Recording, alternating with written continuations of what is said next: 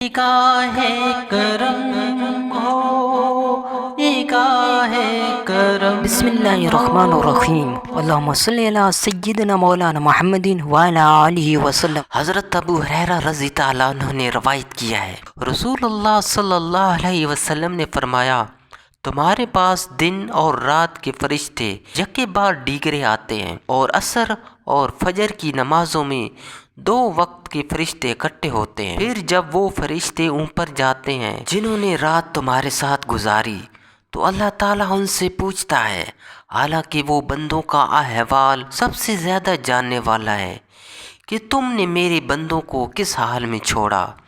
وہ جواب دیتے ہیں کہ ہم نے انہیں اس حال میں چھوڑا کہ وہ نماز پڑھ رہے ہیں، اور جب ہم ان کے پاس گئے تب بھی وہ نماز پڑھ رہے تھے۔